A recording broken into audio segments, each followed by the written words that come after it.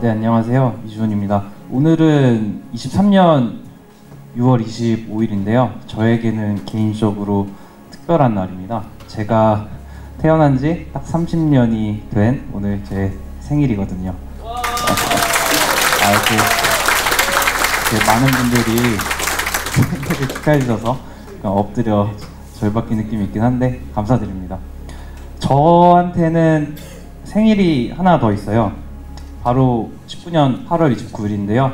4년 전 8월 29일 저는 지뢰를 밟는 부상을 당했습니다. 저는 김포전방 한강에서 경계작전 소초장 임무를 수행 중이었는데 그때 상급부대 지시사항으로 이제 저희 전방 책임구역에 있는 이제 갈대를 제거하다가 지뢰를 밟게 됐어요. 군대 갔다 오신 분들은 아시겠지만 정말 녹음기에는 풀과의 전쟁이거든요.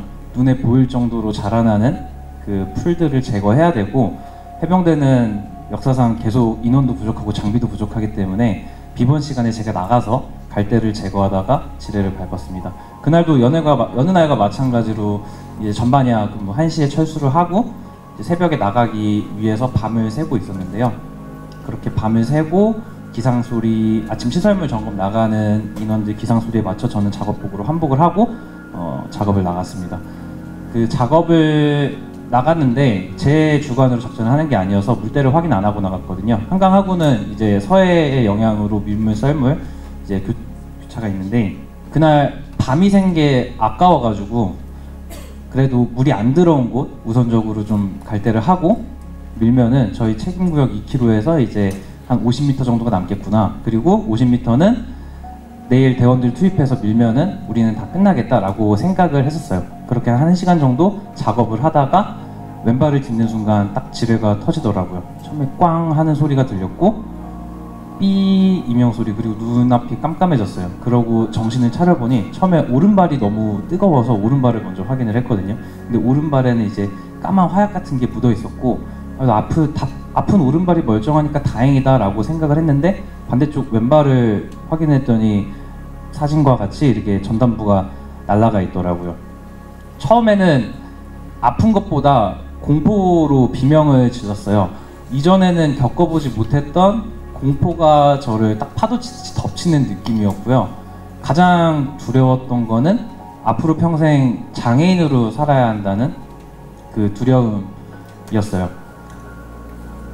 같이 들어갔던 대원이 저를 구하러 들어오려고 하더라고요. 근데 주변에 더 어떤 지뢰가 있을지도 모르니 이제 그 시설물 점검 중이었던 부소초장한테 가서 빨리 보고를 하라고 지시를 하고, 저는 그래도 제가 밟아왔던 길은 굉장히 촘촘히 밟았기 때문에 그 길만큼은 안전할 거라고 생각하고 이제 제가 밟았던 길로 다시 돌아갔습니다. 가다 보니까 생각보다 안 아파서 저는 왼발을 뒤져봤는데 이제 디디니까 통증이 오더라고요. 그래서 더 이상 이동을 하지 못하고 당시 중대장님께 전화로 보고를 드려서 지뢰를 밟았다고 말씀을 드리고, 그때 부소초장도 통문으로 도착을 해서 저와 대원들이랑 같이 들어오려고 하더라고요. 근데 그때 제가 들었던 생각이 뭐였냐면, 사진 보시기 좀 불편하실 수도 있으시겠지만 대원들이 이 사진을 보면 트라우마에 시달릴 거라는 걱정이 먼저 들었어요. 그래서 대원들 먼저 좀 들어오지 말게 하고 부소초장만 들어와서 이제 저를 또 안전지대로 이동을 했습니다. 그렇게 수도병원까지 후송을 하면서 너무 아픈 것보다는 이제 공포였죠. 그리고 분명히 여기에는 발이 없는 걸 알고 앞으로 평생 장애인으로 살아야 한다는 그런 공포가 심했는데 기절이 안 되더라고요. 기절하고 싶었지만.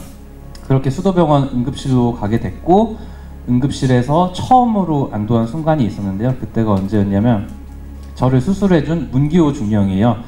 저번 주에 아마 유퀴즈에 나오셨는데 작년에 양구에서 어떤 병사가 지뢰를 밟아서 뒤꿈치로 밟아서 발목을 절단할 뻔했는데 어떻게 보면 거의 세계 최초로 발뼈를 이식하면서 발을 살린 케이스가 있거든요. 그 수술을 해주신 문기호 중령님이 엑스레이 사진을 딱 가지고 오면서 이거 별로 안 다친 거야, 이렇게 뼈 좀 잘라내고 덮으면은 나중에 뭐 축구도 할 수 있어 라고 대수롭지 않게 말씀을 해주시는데, 그 말씀을 들으니까 마음에 안도가 되더라고요. 그리고 나서 수술실 들어가서 이제 마스크를 쓰니까 이제 마취를 하면서 이제 드디어 좀 쉴 수 있겠구나 라고 생각하고 잠에 들었습니다. 다음날 아침에 생각보다 좀 빨리 깼어요. 그때 간호장교가 오셔가지고 엄마 오셨어요 이러시더라고요. 그래서 그 기도 삽관을 해놓은 상태였어가지고 제가 말은 못하고 간호장교 손에 엄마 괜찮아요? 이렇게 쓰고 이제 손바닥에 글을 쓰면은 간호장교가 답변하는 식으로 얘기를 해줬었는데 그때 엄마 괜찮아요? 그러시더라고요. 근데 사실 엄마가 안 괜찮을 거를 알았지만 제가 힘들어서 그때는 그 거짓말을 믿고 싶었어요. 그리고 중환자실에 있을 때 딱 2번 오열을 했거든요. 한 번은 동기가 예상치도 못하게 면회를 들어왔을 때였고, 그 다음은 저희 대대장과 중대장이 면회를 들어왔을 때예요. 저는 다쳤을 때 중대장한테 엎혀서 차량까지 이동을 하면서 계속 중대장 귀에 죄송합니다, 죄송합니다라고 말씀을 드렸거든요. 그 이유는 뭐였냐면 지금 경계작전에만 집중해도 힘든 우리 부대가 내 사고로 인해서 군사경찰대의 조사를 받을 거고 그로 인해 경계작전에 더 집중하지 못할 거라는 것에 대해서 너무 제 지휘관들에게 죄송했어요. 그래서 처음에 대대장님과 중대장님의 면회를 하고 싶지 않았지만 그래도 들어오시게 됐고, 처음 대대장님과 중대장님께 했던 말씀이 제가 부대에 누를 끼쳐 죄송합니다 라고 말했는데 그 말이 끝나는 순간 그렇게 눈물이 나더라고요. 그때 중대장님이 가시면서 딱히 해줄 수 있는 건 없고 저희 부대원들의 편지를 주셨어요. 저희 소초원들 그리고 중대원들의 편지를 보면서 그날 정말 많이 울고 정말 많이 웃었어요. 근데 우리 부대원들이 나를 이렇게 걱정해주는구나를 느끼면서 그때부터는 심적으로 많이 괜찮아지더라고요. 그리고 빨리 재활해서 내 부대원들 곁으로 돌아가고 싶다라고 생각을 했습니다. 그리고 약 6개월간의 재활과 수술을 지나고 저는 원래 김포 전방부대로 복귀를 하게 됐고요. 그때부터 또다시 계속해서 군생활을 해나갑니다. 복귀 이후에는 다쳤을 때 부대원들을 들어오지 말라고 했다는 거를 좀 인정을 받아서 이제 국방부 장관상이 미국 헌신상도 수상을 했었습니다. 근데 다치고 이제 대대에서 작전 참모로 근무하면서 이전에는 보지 못했던 것들이 보였어요. 이제 저처럼 다친 군인들이 보였고 저에게 해당되는 규정이기 때문에 이 규정의 문제점이 보이기 시작했습니다.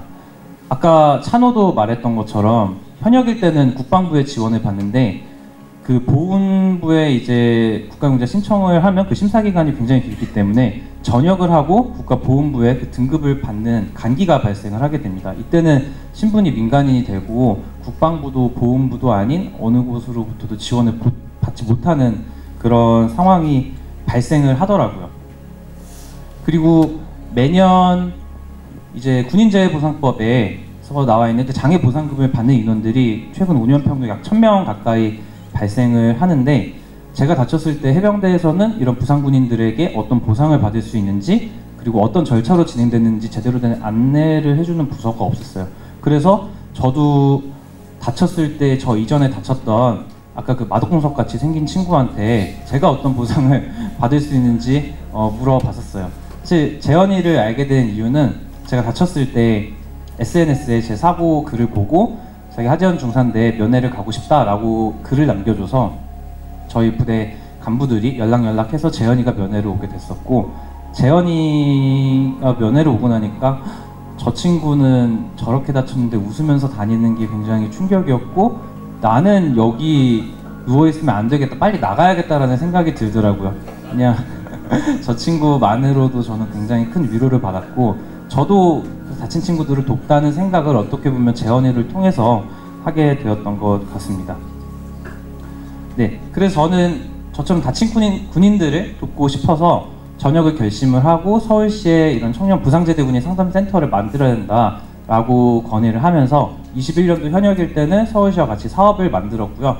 22년 2월 전역을 하면서 전국에서 최초로 부상제대군인들을 지원하는 상담센터를 만들어서 지금까지 운영을 하고 있습니다. 작년에 이제 상담센터도 만들고 확장 이전 행사도 하고, 그리고 군 강연도 다니고, 그리고 저희 센터 주관으로 심포지움도 열었었어요. 그렇게 막 사업을 하면서 정말 수백 명의 부상군인들을 만났는데요. 그들이 크게 바라는 거는 한 2가지 정도로 요약할 수 있겠더라고요. 첫 번째로는 자신이 다친 거에 대한 충분한 보상이었던 것 같고요. 그거보다 더 큰 게 자기 다친 것에 대한 명예를 많이 되찾고 싶어 하셨어요. 어떻게 보면은 이 보상이라는 것은 제도가 바뀌어야 되는 거기 때문에 조금은 더 쉬울 수도 있다고 생각을 해요. 근데 이 명예라는 것은 결국에 국민들이 다친 군인들에 대한 존경하는 마음이 생겨야 되는데, 이거는 국민들의 인식이 바뀌어야 되는 거고 정말 언제 해결될지 모르는 더 어려운 문제라고 생각을 하고 있습니다. 올해 4월 여기 함장님, 그리고 준영이 형, 재현이, 찬호, 그리고 또 제2연평전의 이완 대령님, 그리고 연평도 포격전 당시 중대장 김정수 중령님이랑 그리고 또 김정원 중사님까지 같이 미국을 방문을 했었어요. 정말 많은 것을 보고 배웠었는데 제가 가장 크게 배웠던 게 뭐냐면요, 만찬 행사 때 저희가 간단하게 스피치 할 일이 있었거든요. 근데 스피치를 하고 제가 화장실에 갔다 오는데 어느 대표님이 오셔가지고 화장실 앞에서 기다리면서 저한테 한번 안아봐도 되겠냐고 말씀을 하시더라고요. 그러면서 나라를 지켜줘서 고맙다라고 하시면서 저를 안아주셨습니다.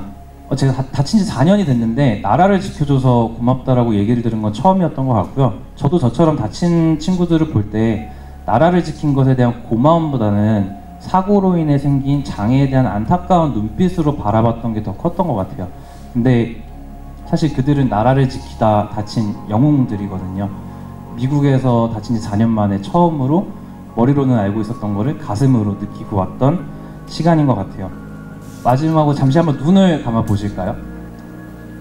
73년 전 오늘 많은 청년들이 나라를 지키다가 목숨을 바치셨어요. 그리고 그 이후에도 지금까지 많은 분들이 피를 흘리면서 이 나라를 지키고 있습니다. 그분들의 희생이 있었기 때문에 오늘날 우리가 평화로운 하루를 보내고 있는 것인 것 같아요. 6월은 호국 보훈의 달인데요. 이 6월 나라를 지켜주신 그 영웅들을 한 번 더 기억하고 그들에게 감사하는 마음을 가지는 6월이 됐으면 좋겠습니다. 네, 감사합니다.